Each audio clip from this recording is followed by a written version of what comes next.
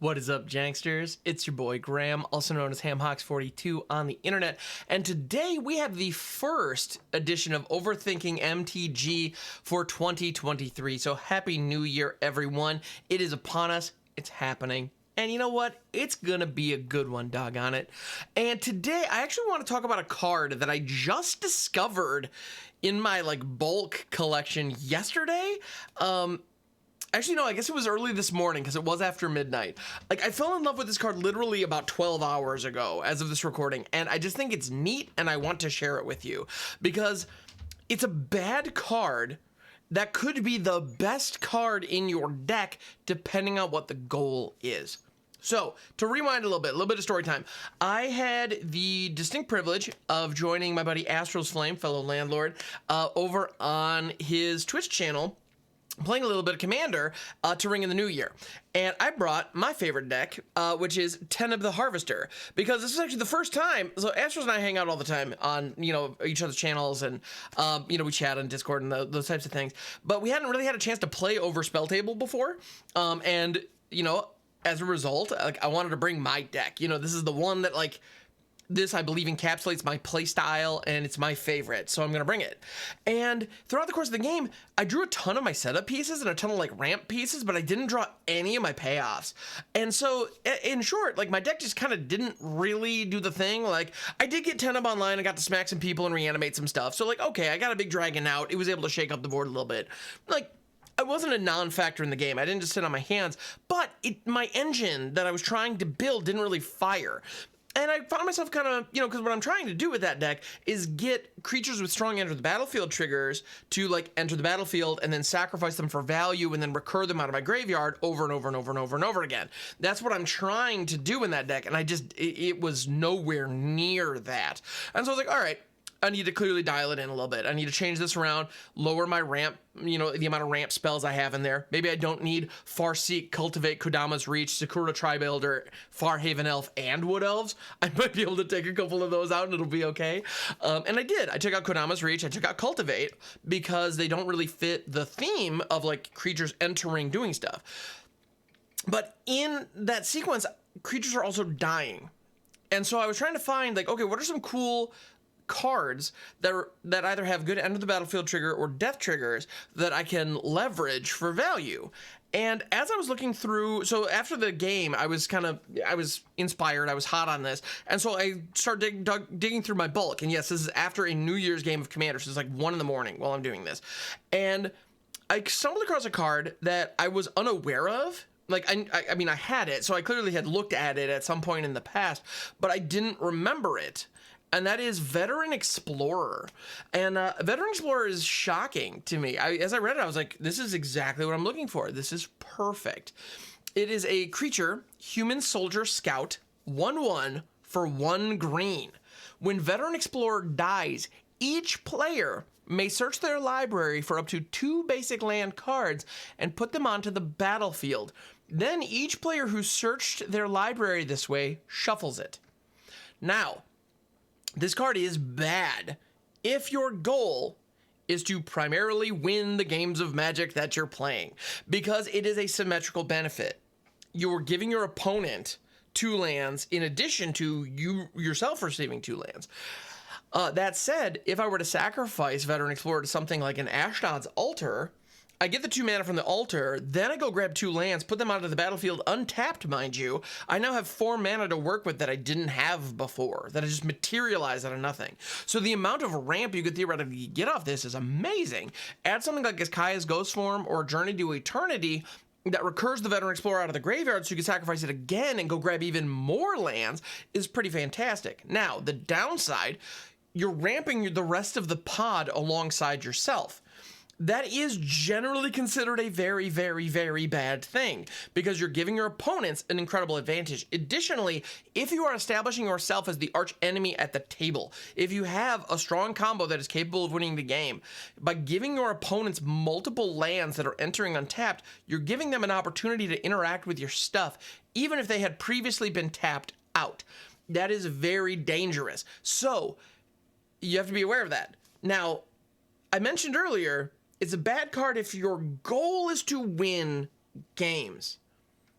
when I play Commander, my goal is never to win the game.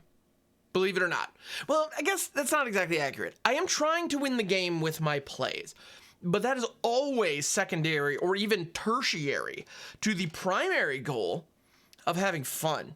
I want to have a good, fun, memorable experience with my friends or some of my new friends. In the case of like Voiden and EK, who I was playing with in that pod last night, I didn't know either of them particularly well going into it. But I gotta say, they're a couple of really cool dudes, and we had a lot of fun, and we shared some laughs, and we had a memorable experience, and it turns out I think we were all kind of on the same page when it came to Commander. In our little Rule Zero conversation going into the game, I even said, like, just a heads up, guys, I do have some board wipes in here. And the response wasn't, ugh, all right, this again. The response was, oh, so it sounds like you built your deck correctly, or you built your deck, like, in a functional way. Okay, cool. Like, so we're on the same page with this. Awesome. Things like that. It's like, so they weren't afraid of interaction. They were interested in creating cool combos and creating interesting scenarios and making these board states that were very weird. And that's exactly what ended up happening. And we had situations where multiple players who are theoretically opponents throughout the course of the game who were creating combos off of each other's cards in like crazy bizarre fashions, and it got weird and delightful. And so even though I was doing kind of the like, my engine didn't get fired at all, however, I had a fun, memorable time as I watched these other decks go off. Now, would I prefer to like be in the mix rather than just be the guy with the dragon who's going pow pow sometimes? Sure.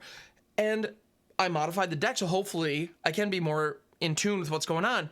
And Veteran Explorer is a phenomenal card if that's your goal.